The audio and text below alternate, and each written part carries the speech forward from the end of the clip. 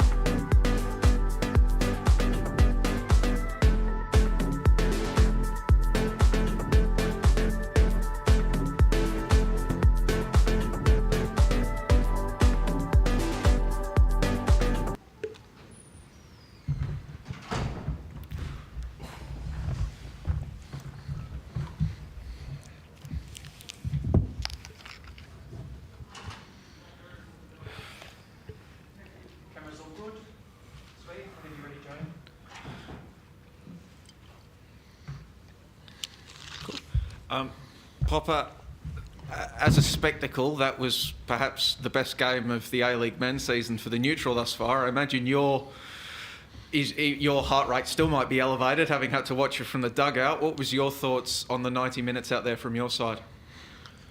On reflection, probably similar. It was a real derby. We wanted to bring that back. Obviously, after last year, it wasn't a contest. But we made it a contest today, and we brought the passion back on the field, and obviously the fans as well felt that Melbourne Victory was back today and competed well. It seems like you guys had the game exactly where you wanted it for the first hour, but then City break through with those two quick-fire goals. What went wrong that allowed them to get back into it, in your opinion? It was actually in a period where we were in control. We lost the ball and the quality they have, and they punished us. But in that, we were in the ascendancy. We were controlling the game. I thought, we were in a good way on the pitch with the ball. Then, one loose pass and one through ball, and they can hurt you quickly, and that's what they did. That's why they're good. The second goal in particular, were you frustrated that from our angle at least, it appeared as though your entire defence got completely dragged across the field by Atkinson's run, and it left acres of space for Naboot to run in? Was that something that frustrated you? Look, it was two goals in quick succession. Maybe the players were still getting over the equaliser, especially considering we were on top. But that happens. We can look at all the little details, and that can happen. But the reaction after that was probably the most pleasing. Because things went wrong. You're quickly down 2-1 in a derby. Obviously, their confidence is high. They're full of belief again, and we found a way to come back, and in the end, could have even won it. Having said all that, how impactful was the Marco Rojas sub early? How impactful was the Rojas sub early? He seemed to be your outlet going into City's half. You predominantly played on their right side. How impactful was it, and how debilitative was it in that sense, in playing out? Yeah, look, it certainly affected us when you have to make a change in the first half. Is not ideal. We're having that, unfortunately, pretty much every week. We're having changes that are not planned, but we're adapting, and we did it again. Chris came on,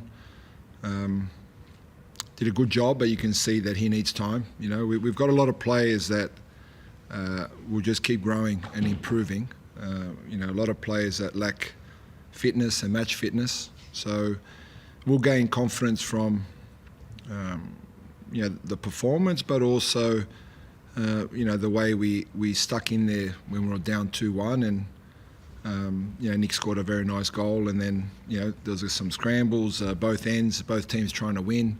Their keeper made some great saves, and we showed some amazing desperation there right at the end.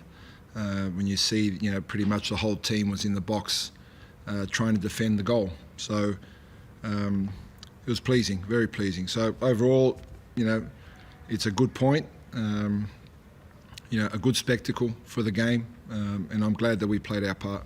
I mean, last year, obviously, when Victory would go behind, there were moments where they dropped their heads, they weren't able to get back into games, but twice now, 2 weeks in a row, you've been able to, when you've conceded, you've been able to get back into the game, whether it be an equaliser or today going behind and then almost pinching the win. I guess, how good is it to see that resolve and everything, being able to fight your way back even after going behind? Yeah, it just shows the improvement of the team.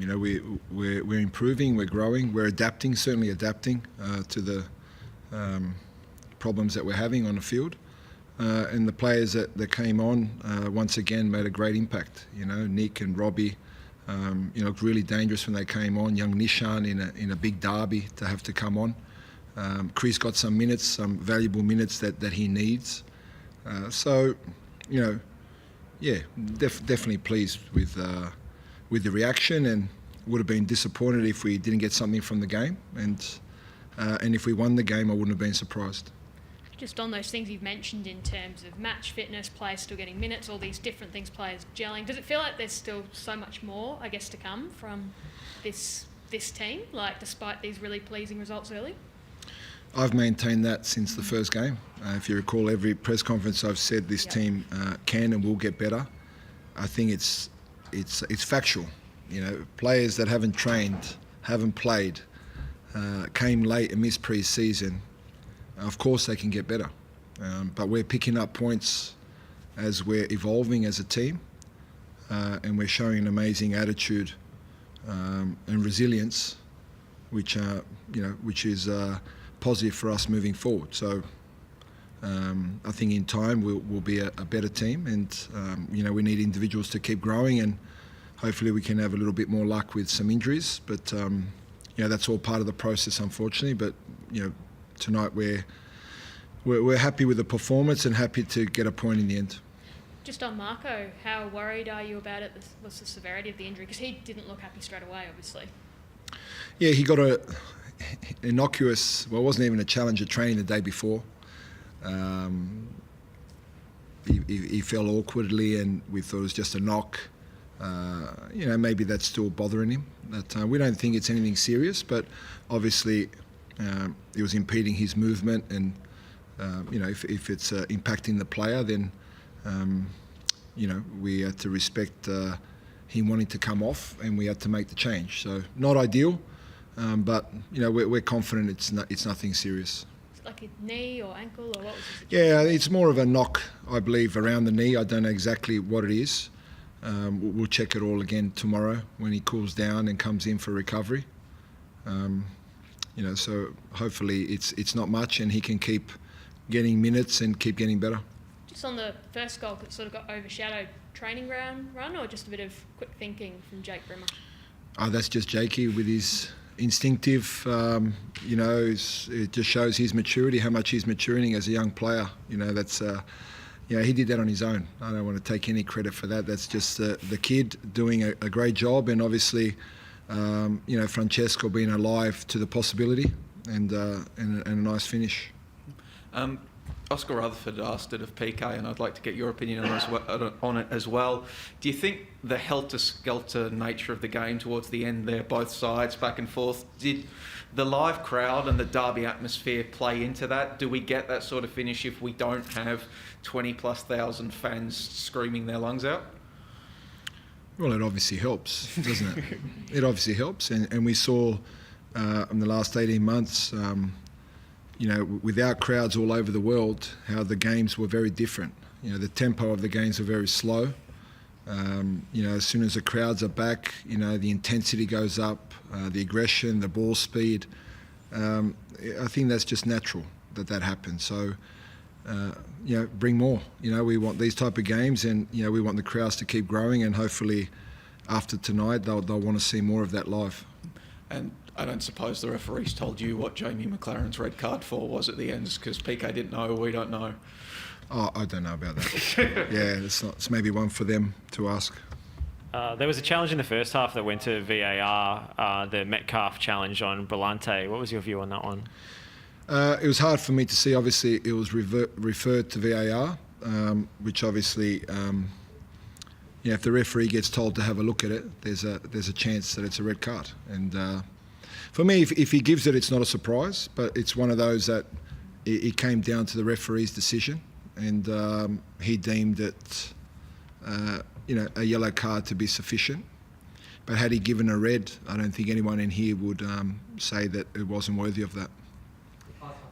Looking ahead to future games against Melbourne City, initially you seemed to allow Aidan O'Neill more space than his teammates. How do you adjust to the fullbacks coming in as a result of that? We didn't allow more space for O'Neill. We didn't allow. There was no plan to do that.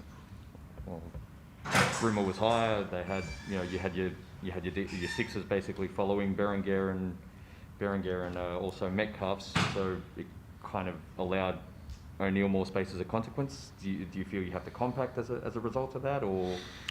Look, we'll look at everything before we play them next, but they'll have to adjust to what we do as well. You just have to throw forward one. So just a throw forward one with the cup and Yeah, sure. yeah, just throwing forward briefly. Popo got the cup, and then Western United, pretty tight week. How do you look at it in terms of rotation? You've mentioned injuries and managing players. How do you attack? I guess first the cup, knowing there's a big game a few days after.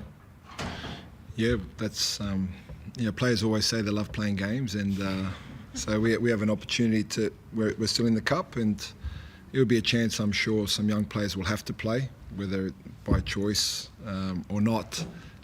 Some players won't be able to back up midweek, and then we have another great game against West United. So if you're anyone at Melbourne Victory as a footballer right now, it's something to look forward to, that there's another big game coming up here on Boxing Day and against an opponent that's doing very well. Sweet. Thank you, guys. Appreciate it. Thank you.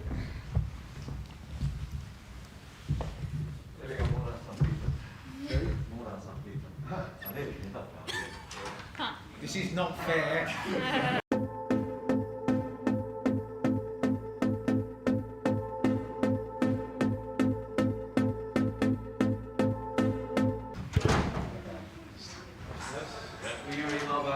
Yeah, we're doing it as we speak.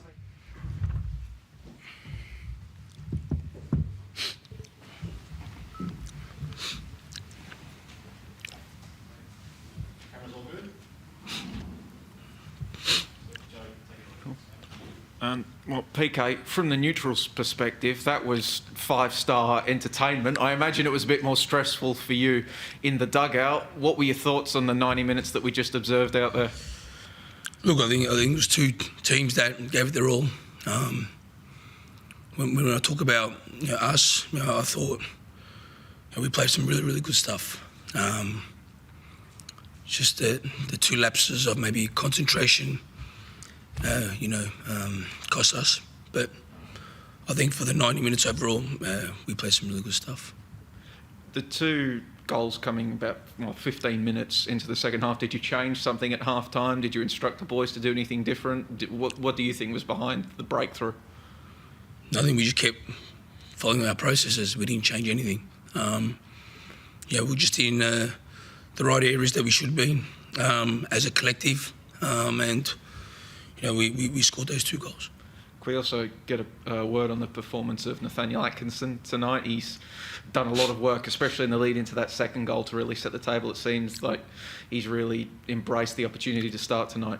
Yeah, I thought he was fantastic. Again, I think it was a collective performance, but when you talk about Nathaniel, he did really well. And I'm happy to see that, but also, it comes through hard work, so he needs to continue that. It's not just one game, He needs to keep continuing and building on tonight. You've talked a lot about, backing in your forwards, and those couple of goals tonight sort of felt a bit like a throwback almost to last year. What did you make of, what did you just make of them generally? It was a couple of very classy efforts, obviously Andrew Nabu and Jamie involved as well. I think we just, got into areas where we're able to have a chance, and they were, there were two good goals, but it was the collective that got us, in those areas, which I'm happy about. Jamie McLaren sent off at the end there. What was your view on it? Do you know why? I don't know. It's I know Jamie very well, and his character isn't of any malice or anything like that. So you'll have to ask the ref, because he blew his whistle up tonight, I thought. Did you get given any indication of what it was for? Because it looked like it was just a coming together for the ball. Nothing. All I knew was the player blocked a shot. There's a bit of a scramble, and next thing you know, there's a red card. Maybe you should ask the ref. As they say, they're always going to put in a report and let them. We'll see. I don't know. Despite the result, especially in comparison to the manner in which you played against Western United, having to work from a losing position, can you take some kind of satisfaction in the manner in which you were able to work your way into the game despite going 1-0 down? Yeah, I thought we'll dominate both games. So there's nothing to worry. Again, sometimes you have to come, but we showed great character. But in both games, in my personal opinion, we created the better chances. And we got rewarded with those two tonight. Against West United, we didn't. That's football, but you work harder to improve and get in those areas, and they paid off tonight. Thoughts on Aidan O'Neill's performance? They seemed to allow certain passes into him in the first half. He became much more involved in the second. Do you think he impacted in Victory's, let's say, lessened amount of pressing in the second half? We had a clear game plan. You need to speak to the other coach about that. But, I thought Aidan did really well, did a lot of hard work, got into great areas of the pitch. Yes, and I was happy with his positioning and work ethic tonight. It was a hard-hitting game, and we saw Nuno Reis came off and replaced by Roston Griffiths. What's Nuno's status, and have you got any other injuries coming out of that one? No, nothing. I need to speak to the medical team because we need to obviously to prepare for Wednesday's game. What was the complaint that Nuno had? Was it just maybe a bit of tightness, but even in that we were thinking already to make the sub anyway. But we would rather be precautionary. But again, I need to speak to the medical staff to see how he is. And Matt Leckie copping a knock yesterday, not available. What was the nature of the knock that he copped in training, and will he be right for the FFA Cup for your next A-League men's game? Yeah, we'll see how that goes. We train hard, so unfortunately sometimes you get those things. It is what it is, but he's tracking fine. There's nothing major, so we'll see as his progression goes into Wednesday's game. Were you disappointed with the way you conceded the equaliser with the long ball and potentially a goalkeeping mistake as well? Yeah, look, I think it's a concentration issue where it was a nothing pass from the keeper. It just was a clearance. So, look, we need to look and we need to see, and we need to learn from it. I think it's the main thing. We need to learn from it, just in case we get put in that position again. And do you think that the fact that it was a derby and the atmosphere and the crowd kind of affected the way that the game played out compared to previous matches? Do you think that affected your team or how the game, as I say, played out? What do you mean by affected? As in previous games, it's been really tight and kind of contested even when you've been in the ascendancy and with the ball, and this game it felt a bit more open and chaotic. Would you put that down to the derby atmosphere? I don't know. We play a certain way, and that's the way it is. Sometimes there's space, sometimes there's not. There's two teams that are going to compete, and regardless of what happened sort of last year, they're always hard games. And again, sometimes you get space, sometimes you don't. But I thought two teams really went for it today. Just on Jamie, if you're not, with the red card, can you appeal it, and will you if you? I don't actually know what happened, so yeah. I can't give you an answer. I haven't spoken to the ref. We need to see what in his report what actually happened. I spoke to Jamie and he didn't swear at the ref, so I actually don't know literally what it was about. Thoughts on Marco Tilio's performance? His other start for the season came in midfield. Do you think he was more suited to the wing this evening? Yeah, I think Marco had an okay game. There's certain areas of sloppiness, but you expect that from a young player, but he needs to improve in that. But he knows that. It's just great that he got another 90 minutes under his belt, but he needs to work hard and build on the performance. So what areas specifically was he sloppy? A couple of turnovers that I thought, maybe gave the ball away needlessly. Not everyone's perfect, but it's, just the decision making at the time that he needs to improve, and, we know that he'll do that. It's just training at that level. Both of your goals tonight, the first one was delivered from a cross from the right, and the second one, Andrew Naboot attacking the empty space that was left there. Obviously, Victory having to play Lee Broxham at left back after the suspension to Jason Davidson. Was that an area of the Victory defence you identified that you wanted to target heading into this one? No, regardless of who was playing for the other team, it's just that we focus on certain areas in the box, and Andy happened to be in the right place at the right time. Cheers, PK. Thank you.